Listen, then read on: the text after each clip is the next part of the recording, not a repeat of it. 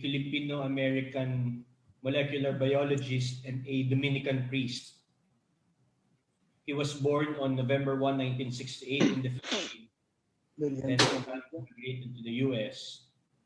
He attended the University of Pennsylvania, where he earned a Bachelor of Science Engineering summa cum laude in 1989. In 1997, after a brief fellowship at the Ludwig Institute of Cancer Research at the University College of London, he entered the Order of Friars Preachers and was ordained a priest for the province of St. Joseph in the United States. He has two doctorates, one in molecular biology from the Massachusetts Institute of Technology and one in moral theology from the University of Fribourg in Switzerland. He is an associate professor of biology and professor of theology at Providence College, Rhode Island. He is also the founder and chief researcher at the Osteatico Laboratory. Majority of his work focuses on the development of stem cells, cell apoptosis, and the role of science in religions. Father Osteatico is currently a visiting professor of biological sciences at the University of Santo Tomas, Manila.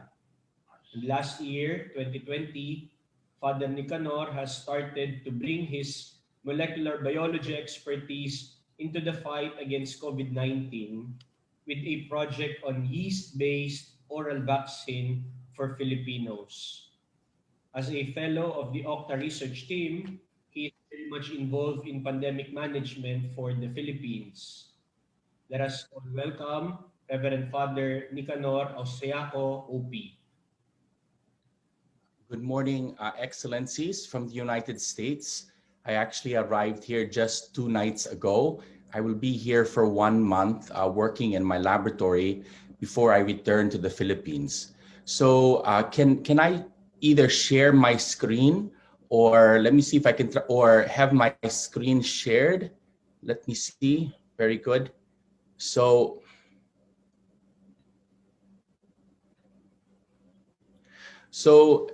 I have prepared a 10-minute presentation on the science and ethics of the COVID-19 vaccines. After the presentation, I will be very happy to answer any questions you may have on the COVID-19 vaccines or on COVID-19 as an infection with a special emphasis in the Philippines. So my presentation is going to be divided into 3 parts. First, I would like to inform you on how the COVID-19 vaccines actually work, because it's really important that you understand why vaccines do what they do. We will then discuss the COVID-19 vaccines that will be available in the Philippines, both with a special emphasis on the moral dimension, the moral dimension of some of these vaccines.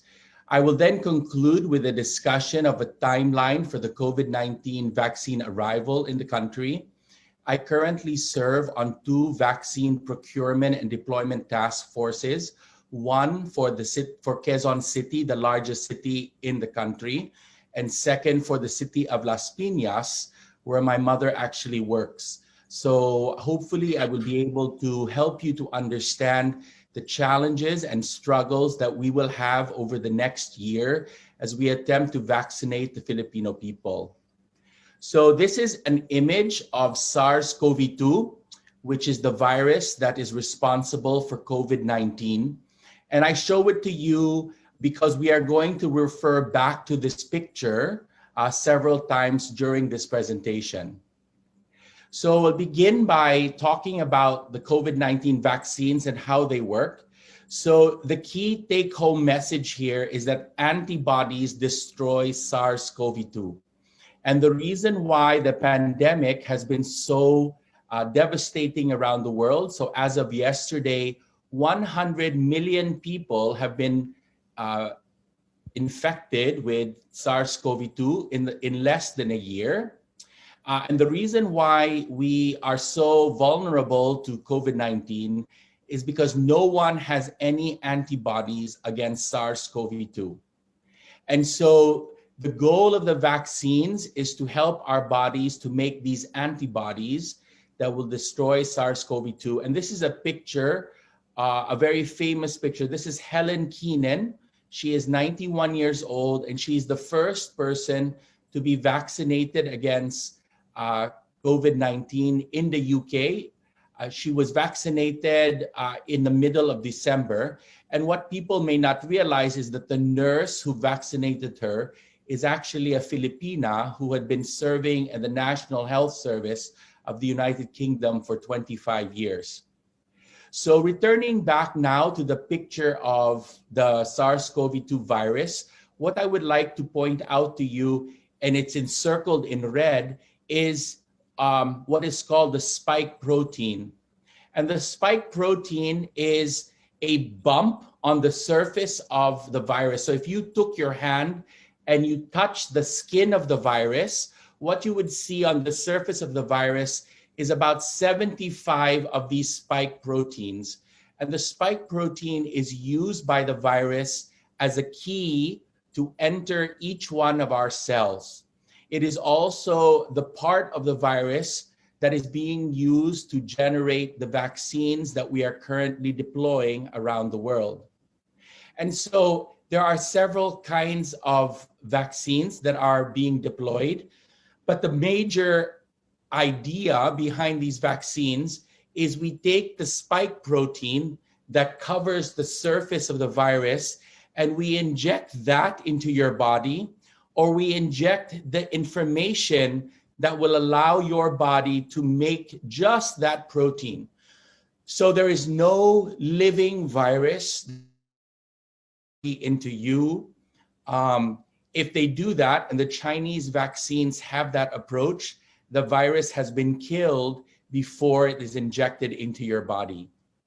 So which vaccines will be available in the Philippines? I would like to begin by just pointing out a very important ethical consideration. So this is a picture of HEC293 cells. And these are the cells that were obtained from the remains of an aborted female fetus in 1972 in the Netherlands. So these are the cells that remain. So there is no part of the fetal body other than cells that were descended from fragments of this child's kidneys. And what is important to know is that some of the vaccines were made using these cells. And I wanted you to see the cells because so many people imagine that what you are dealing with here are parts, visible parts of a fetal body. And some people I know have asked me whether or not there are baby parts actually inside the virus. And one of the things I want to show you is that these are the cells that were used to make the vaccine, but none of these cells are actually injected into you. They were used during manufacture, but they are destroyed in the process of making the vaccine. And I'm going to indicate vaccines that were made with these aborted cell lines, these aborted cells, with this icon, this orange icon of an unborn baby human fetus. Now, in terms of the church's teaching on this, the Congregation for the Doctrine of the Faith released a note on December 21st, and I am quoting this text here for your reference. And basically, what the most important part is the part in red. So the Holy See has said the following: it must therefore be considered that in such a case, all vaccinations recognized as clinically safe and effective can be used in good conscience with a certain knowledge that the use of such vaccines does not constitute formal cooperation with the abortion from which the cells used in the production of the vaccines derives. So I'm going to simply end here, and I can discuss this document from the CDF with you further during the question and answer session. However, when I teach this in my class, So I am a moral theologian, so I teach classes in moral theology. When people talk about formal cooperation or formal appropriation with evil acts in the past, I point out that Roman roads were constructed by slaves many thousands of years ago. And I asked the question, may a virtuous tourist, may a Catholic bishop walk on these roads that were constructed by slaves 2,000 years ago without implicating themselves in slavery? And we understand today that because the event happened 2,000 years ago, and that we are morally distant from the slavery that was used to construct these roads. And so we do not have moral problems with Catholic bishops or Catholic people walking on the streets of Rome. It would be different if our walking on these streets led to future acts of slavery. And so what the church has determined, and moral theologians are in agreement, is that because the abortion happened in the past and the use of vaccines, for reasons I can explain during the question and answer, will not lead to future abortions, then we may avail ourselves of these vaccines for grave reasons, including and especially ending the pandemic, in the same way that we can walk on Roman roads that were constructed by slaves thousands of years ago. So returning now to the vaccines for the Philippines, this is a map that I obtained online that will identify the vaccines that we are expected to receive in the Philippines. I'm going to divide them into 3 categories. So the first category are the vaccines we will expect to receive from the West. So right now we have Moderna and Pfizer and AstraZeneca. So these are the 3 vaccines. More about them shortly, but these are the 3 vaccines that have currently been approved for distribution around the world from the West. We also have the Gamaleya vaccine from Russia. And then we have 2 vaccines that have been approved by different countries, Sinovac and Sinopharm from China. So these are the major categories, and I would like to go over each one of them now. So this is a chart to compare the different vaccines. These are the vaccines produced in the West, and the following slide will add the information from the Chinese vaccines. So what you will see here are the first 2 that were approved were Moderna and Pfizer. They're about 95% effective, and they have to be given in 2 doses separated by either 3 weeks or 4 weeks. Now, the challenge of these vaccines in the Philippines is especially that the Pfizer vaccine must be transported and stored at minus 70 degrees Celsius. This is colder than the temperature in Antarctica. And so in the Philippines, we do not have sufficient freezers and refrigerators to store these vaccines, the Pfizer vaccine. Now, Moderna vaccine can be kept in a regular freezer for ice cream or for frozen meat for up to 6 months. We then have the AstraZeneca vaccine and the Russian Gamaleya. Both of these can be kept at regular fridge temperatures, but both of these were made using fetal cell lines from the abortion in 1972. With regards to effectiveness or efficacy, you can see that Moderna, Pfizer, and the Russian vaccines are relatively good. The AstraZeneca ranges from 60 to 90%. The standard approved protocols in the United Kingdom is 62%. Is what we would be expected to use here in the Philippines. With regards to the Chinese vaccines, neither of these are morally controversial. They actually are made up of dead virus. Their efficacy ranges from 50 to 91 for Sinovac, and Sinopharm is 78%. they can be kept in a regular refrigerator, like the refrigerators you find in your home. And so this is one of the advantages of this vaccine in the Philippines. Now, in terms of price, so let me just, this is a price list of the vaccines that was released by Senator Sonny Angara's office. We have learned since then that the government is negotiating specific prices for each vaccine based upon their bilateral agreements with the vaccine companies. What is most important to see, though, is the cheapest vaccine that is currently approved is AstraZeneca, and that was the vaccine that was made in the United Kingdom using the fetal cell lines. And I know because Quezon City bought these vaccines, and so did Las Piñas, at a discount rate of about 500 pesos per Filipino. Moderna and Sinovac.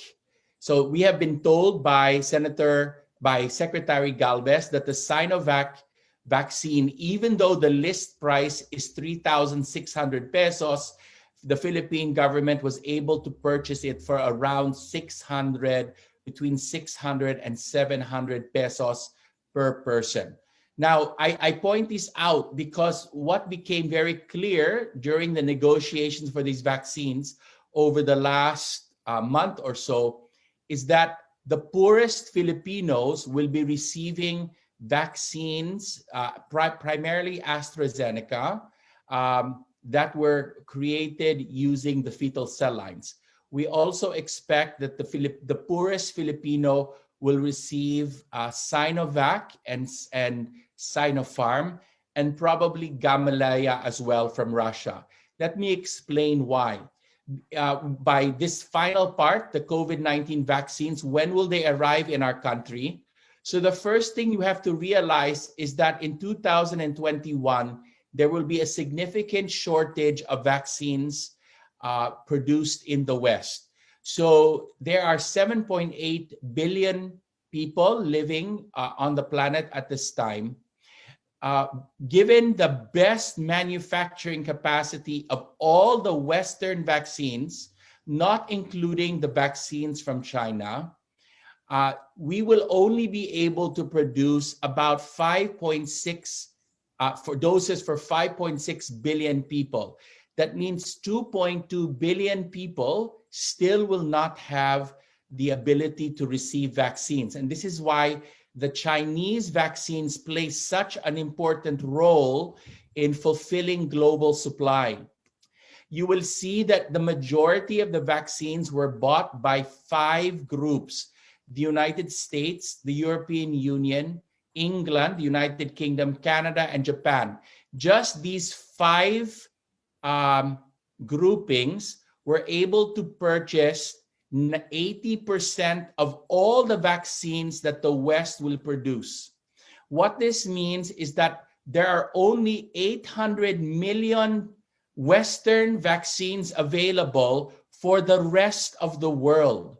This is why you will see, if you see in the news, why the Philippines is focusing on Chinese vaccines. So there's a lot of people going, why are the Philippine government focusing on Russian and Chinese vaccines? It is because of this. There are not enough Western vaccines to cover the entire planet. So most of the developing countries, most of the resource-poor countries have had to reach out to China and to Russia in order to buy our vaccines. Now, in terms of possible deployment, we expect the first batch of vaccines to arrive in the Philippines next month in February. This will come from the World Health Organization. This is the COVAX facility. This will be primarily Western vaccines. It will allow us to vaccinate about 3% of the Filipino population, which will cover first and foremost the medical frontliners because they are most at risk. We then expect the majority of the vaccines to begin arriving at the earliest around June, probably in July. So June, July, until December, we expect most of the vaccines to arrive by then. Now, the Philippines has categorized priority lists in the following way. So the World Health Organization provided a list, a priority list, and the Philippine government has also complied with that list. So first priority will go to frontline health workers. This is justified morally because they have the highest risk of clinical exposure to COVID-19. And if our frontline health workers are sick, they are not able to provide care for everyone else. So this is about 0.57% of the Philippine population. The second priority is senior citizens, and the national government has prioritized within that group the indigent senior citizens first. So in Quezon City and in Las Piñas, currently these two LGUs are conducting a census to identify all the senior citizens, especially the poorest senior citizens. You have to know that this is unlike any other country in the entire world. So most other countries will prioritize senior citizens, but not the poorest first. The third priority in the national government scheme is all of the other poor. So the remaining indigent population, another 12%. Again, this is unprecedented in the entire world. And this is actually, the national government has justified this, and this would be supported by Catholic social teaching, that the poorest of the poor are most vulnerable and most at risk for the long-term detrimental effects of the pandemic.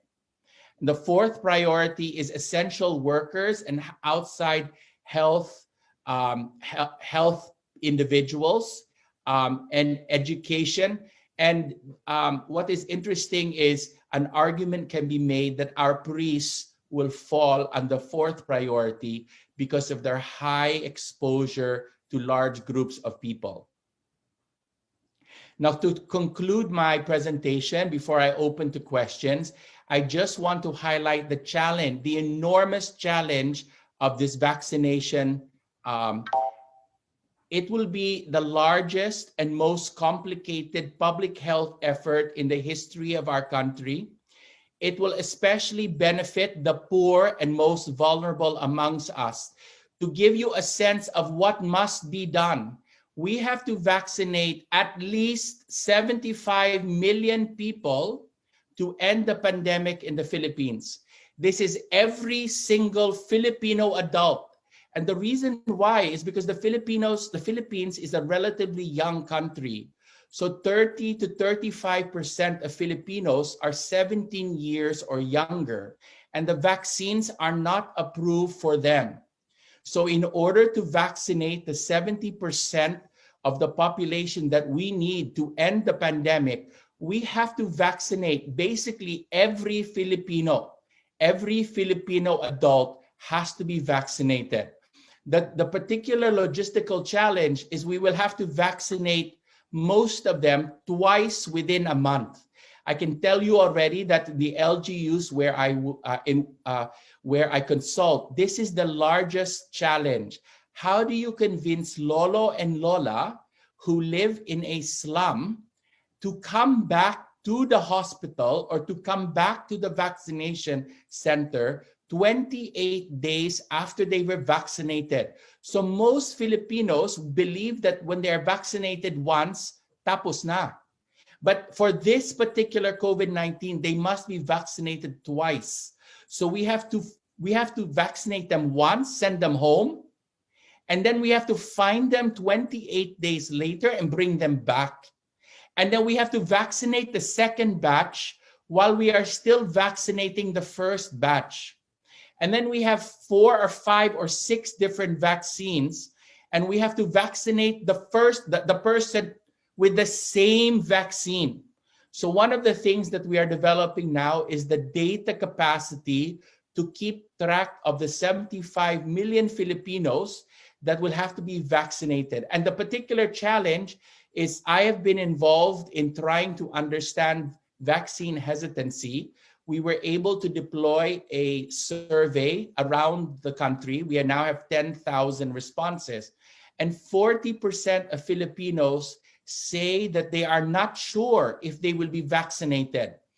If we do not vaccinate 40% of the adults, the pandemic will not end. We will continue to have a pandemic every single year. We will have lockdowns every 3 months in order to keep this under control. This is why it is such a difficult logistical problem, and it's such a critical problem for our country. And so I would like to make 2 requests to you, Excellencies. First, I humbly ask that the bishops of the Philippines consider adding the intention to the oratio imperata that we are already praying for, to beg God to bless our efforts to end the pandemic. And second, and this is what I know because I talk to the poorest people, they are scared. And so they are so scared to be vaccinated. And it breaks my heart because they're the most vulnerable ones, the oldest ones, the poorest ones, and they are terrified. And so I ask that the bishops of the Philippines, that you consider being vaccinated on TV alongside the mayors of your LGUs. Because we are trying, so at UST, we are trying to, we have started a campaign, a public awareness campaign to help the Filipinos to understand vaccines. But one of the things we have discovered is that science is not enough. They do not trust science, but they trust their bishops. And so it's most important that the church help the country to fight this pandemic. Otherwise, it will not end. This is the challenge we have. If 40% of the Filipinos do not vaccinate, we will not be able to end this pandemic, and they will have to be vaccinated every year in order to keep this pandemic at bay. So you can imagine, I've been working on this for 8 months now, and the last 2 months on the vaccines, and it is so heartbreaking to talk to Filipinos who are terrified about the vaccines, but it's so important for them to be vaccinated. So thank you so much. I'll be open to questions. Thank you, Father. Hands raised for questions. Let us not waste time. Very interesting presentation. Bernie, please help me. I see Bishop Pabilio. Bishop Pabilio. Father, Bishop De Leon. Bishop Mercado. Father, Okay. thank you very much for your beautiful and orderly presentation. I'd like to know about the efficacy of the vaccine. How long will it stay? You have mentioned that you have to be vaccinated every year because of this. So, Excellency, the coronavirus, we do not know how long these vaccines will be effective for because it's been so short of a time. The data right now shows they're at least effective for 8 months, but that's only as long as we've had them for. Second thing is based on our experience with the other coronaviruses. So there are other coronaviruses that cause the common cold. The immune system only defends against those common coronaviruses for about a year, which is why we expect the same thing to happen with COVID-19. And the expectation, therefore, is that the Filipinos will have to be vaccinated at least once a year or maybe every 2 years. And then who will pay for these vaccines? Will the government or what?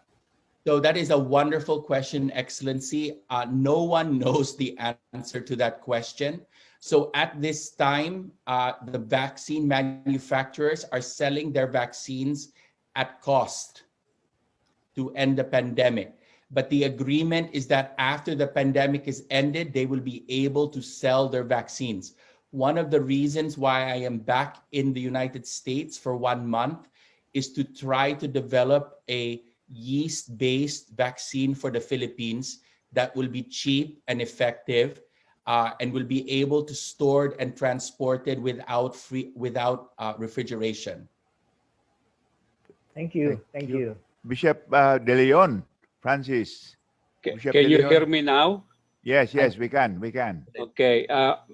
I read, Father, that Johnson & Johnson is developing vaccine that can be used only once. So instead of 2 doses, only once. Is that true? So Johnson & Johnson Janssen's vaccine, the clinical trial data is expected to be released next week, Excellency. If it is efficacious, if it is effective, we will know about it. And yes, the advantage of that vaccine is that it would be required you would only need 1 dose of that vaccine rather than 2. However, supplies of that vaccine will also be severely limited this year.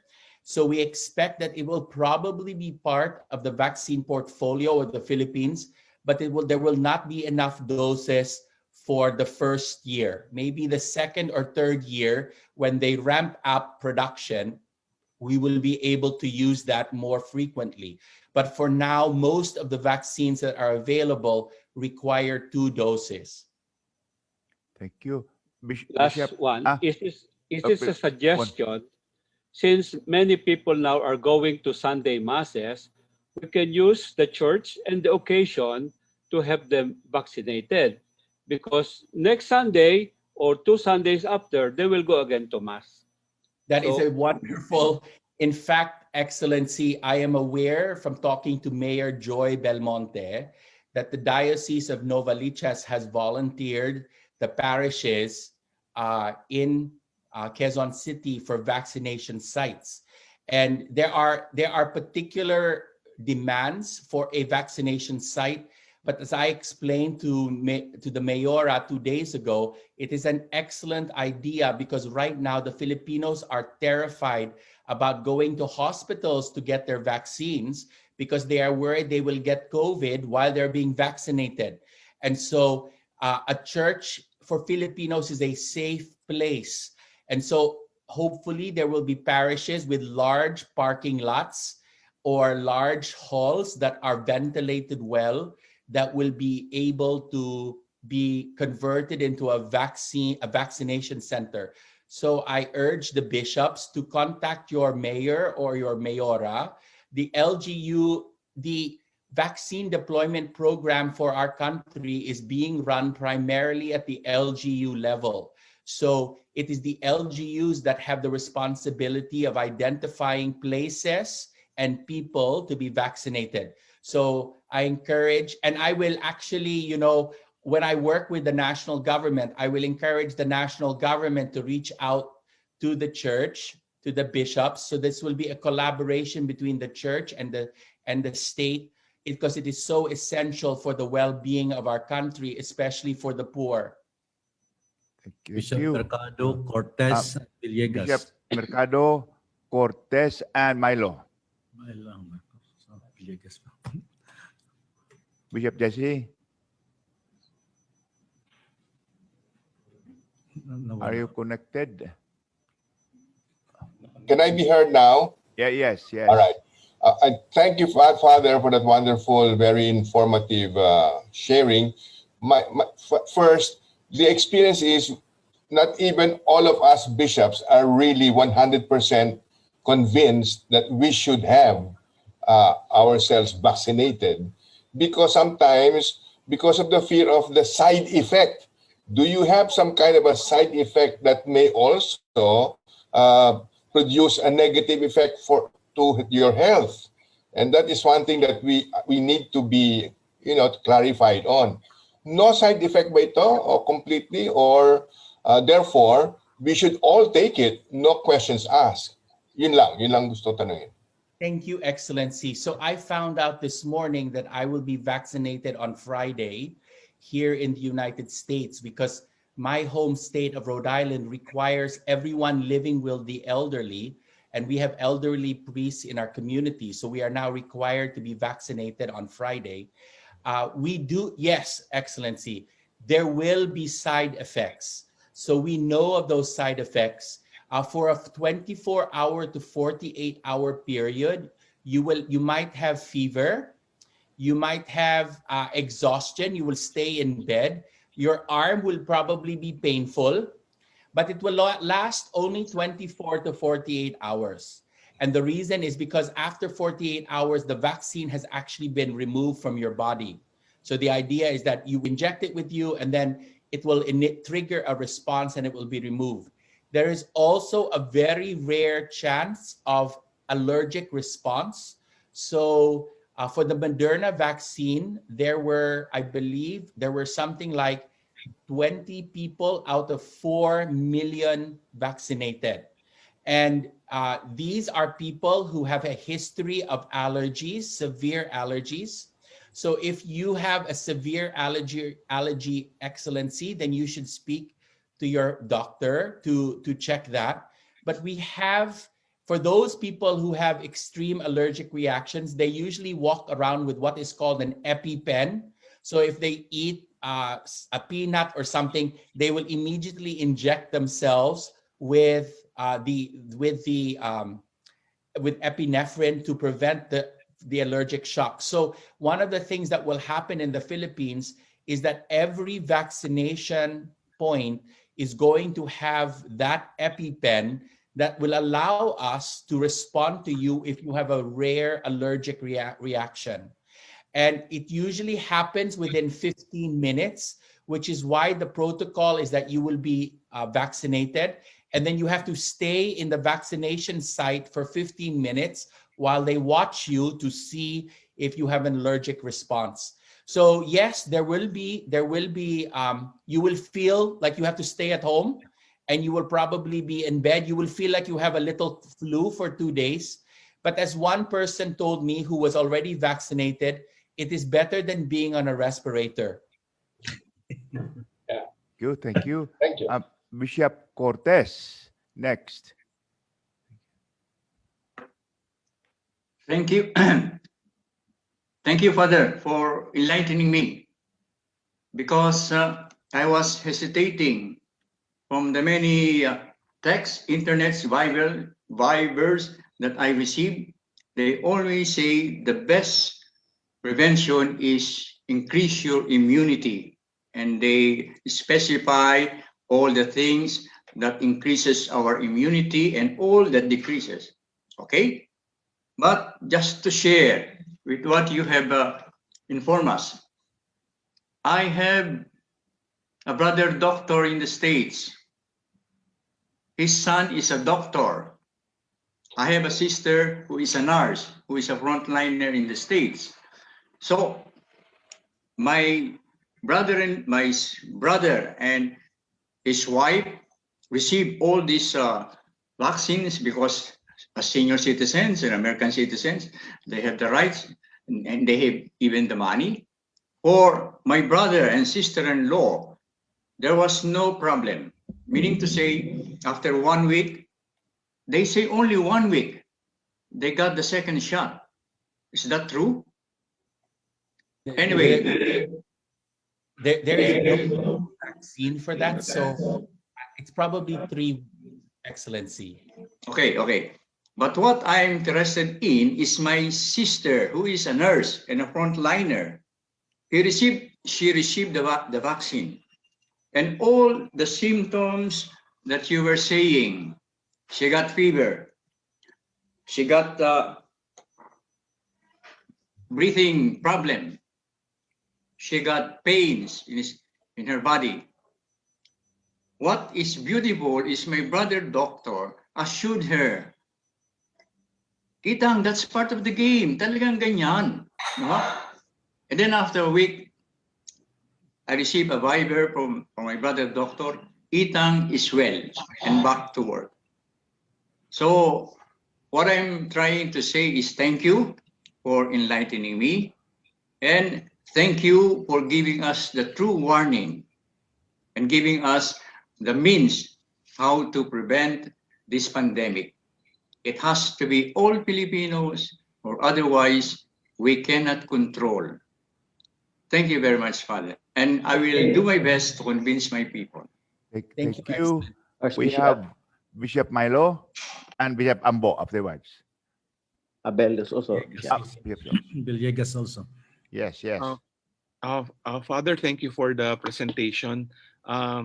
Just a query because first, there have been talks like getting like you presented it well, getting the vaccines from China, no? It's like politicized also, something like that, no? And because of what you presented in terms of percentage, no, has it's acceptable, but has a lower percentage compared to the other vaccine producers in the West, no? So, I think it's quite clear here that perhaps government is trying to look at China because also of the situation of the population we have and the supply, no? So, in terms of your immersion also, given local government units and the national level, is it really politicized? Is there a problem, and it will be a situation also where there will be, corruption? This is one question I'd like to ask. So, you've asked multiple questions, so I will answer them in order. So the first thing about the 50% efficacy, you have to understand that the goal of the vaccination program is not to prevent COVID-19. People are shocked by that. It is to prevent severe COVID-19 that will kill you. So even if you have a 50% efficacious vaccine, what that means is if you got COVID-19, you will have a bad cold instead of going to the hospital. No one, so I tell people, if we can vaccinate